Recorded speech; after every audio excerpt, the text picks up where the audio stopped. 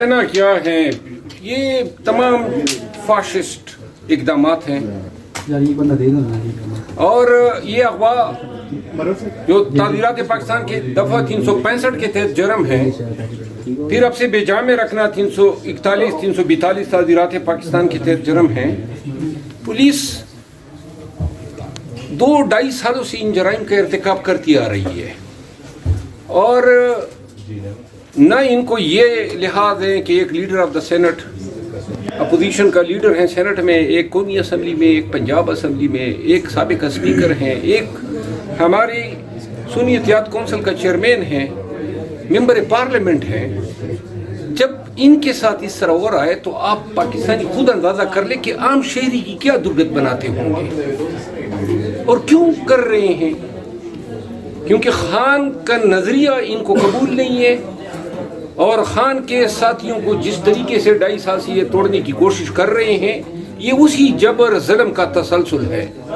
अगर पाकिस्तान में कोई अदालतें हैं, कोई आईनी इदारे हैं और ये उल्लू की तरह आंखें बंद करके इससे चश्मपोशी कर रहे हैं तो ये सलाह कानूनियत में अपना हिस्सा डाल रहे हैं। अच्छा मरवत साहब, ये बताइएगा कि अब आप बड़े सीनियर सियासतदान बन गए हैं और नवाज शरीफ लंदन में जाते हैं तो टमाटर और अंडे इस्तेमाल करते हैं, पाकिस्तान आते हैं तो कबूतर उड़ाते हैं, तो मशवरा कोई देगी? नहीं, वो टमाटरों का तो उन्होंने गिल्ला किया है, लेकिन एक दाद देनी पड़ेगी उनकी पार्टी को कि मियाँ साहब तेरे जान निसार 1 नहीं 2 नहीं 3 नहीं 4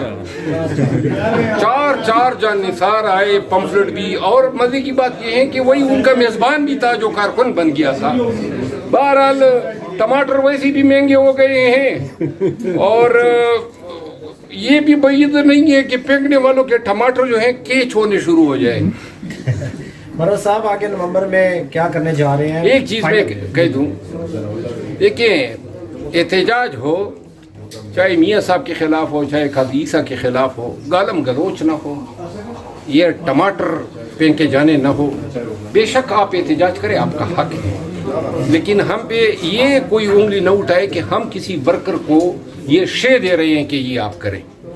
मरवत साहब, सवाल चेंज हो गया। सोशल मीडिया के बारे में आपने बात की, लोगों ने उसको शायद गलत समझा, थोड़ा सा उस पर एक्सप्लेनेशन देना चाहेंगे? एक्सप्लेनेशन मैं कब तक देता रहूंगा? जब ये मैं कहता हूँ 2 लोगों की मैंने बात की है, वो लोग जो खान के नाम पे लोगों से चंदे बटोरते हैं, जो फौजी भगोड़े हैं, डिसमिस हैं, कोर्ट मार्शल हुए हैं, उन 2 की बात कर रहा हूँ, राजा आदिल राजा और हैदर बेदी की। इन 2 की मैंने बात की। अगर कोई इन पे स्टैंड लेता है तो चैलेंज है कि ले जितना ले सकते हैं। और इन लोगों ने वतीरा बना लिया है पाकिस्तान तहरीक इंसाफ की खवातीन की आदत को तवाइफ कहते हैं, हमारी तमाम लीडरशिप को ये ट्रेटर कहते हैं। कौन हो भाई तुम लोग? कहाँ से आपने ये हक ले लिया है? और जब हमारे सोशल मीडिया पे इन इल्जामात का जवाब कोई नहीं देगा तो फिर हम खुद बोलेंगे। तो लिहाजा पीटीआई की तमाम क़यादत को ये ब्लैकमेलिंग करते हैं, लीडरों से भी पैसे लेते हैं। अगर आप हमें खुश नहीं करते हैं तो ये आपका कोई स्कैंडल निकाल लेते हैं, कोई झूठ कोई बकवास कर लेते हैं। तो लिहाजा ऐसे ब्लैकमेलर, हम तो वकील हैं, सारी जिंदगी ऐसी गंदियों को निपटते आए हैं। तो लिहाजा अब मैं सबको कहता हूँ कि ये रोजाना जो है इनकी ये गिनावने चेहरे जो हैं, ये कौम को, मुल्क को और बैनुल अक़वामी दुनिया में बताएं कि हम में से नहीं है। और ये जो सोशल मीडिया का इन्होंने बना दिया कि अपने ऊपर वो चादर डाल रहे हैं।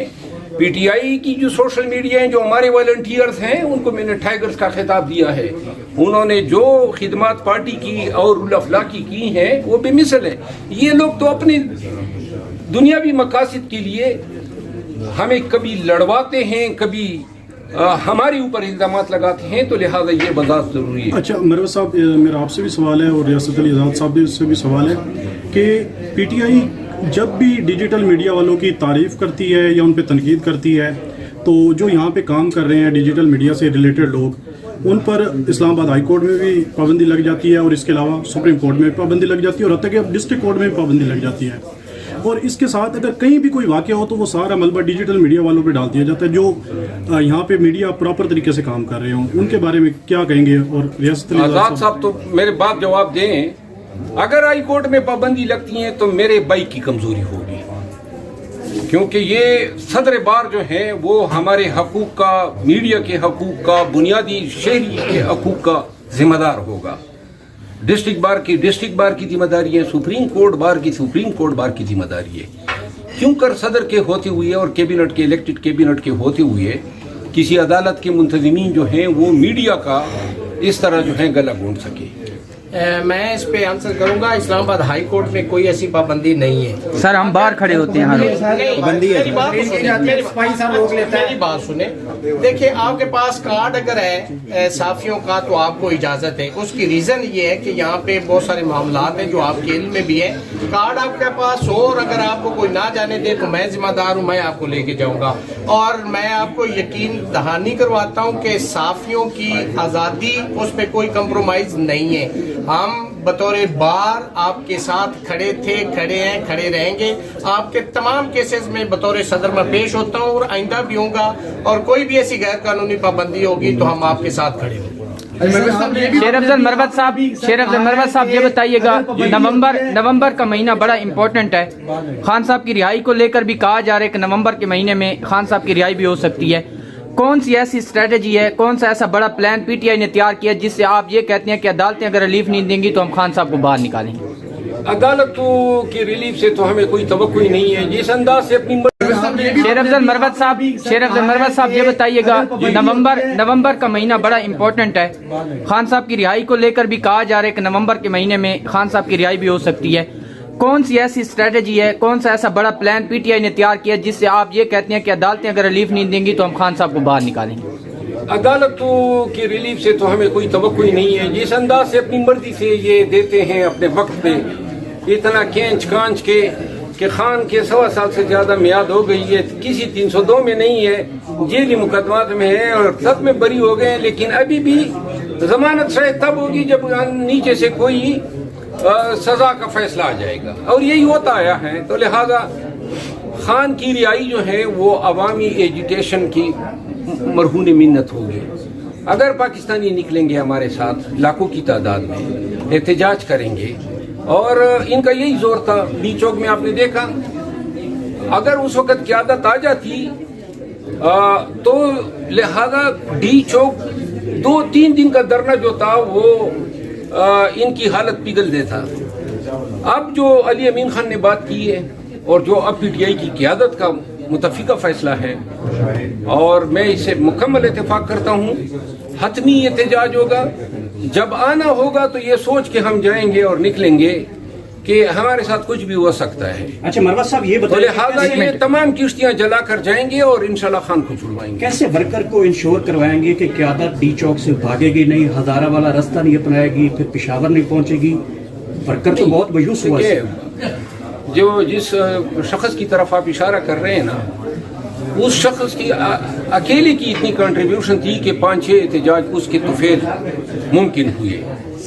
اور دوسری بات یہ ہے کہ پورا پاکستان سن لیں، جس دن احتجاج ہوگا اور اگر ہم جا کے میڈیا پہ بیٹھ کے کہہ دیں کہ ہم ذمہ دار ہیں، آپ آئیں، ہم آپ کے ساتھ ہوں گے، تو پھر پاکستانی اور ہمارے ورکرز ہم پہ اعتماد کرتے ہیں۔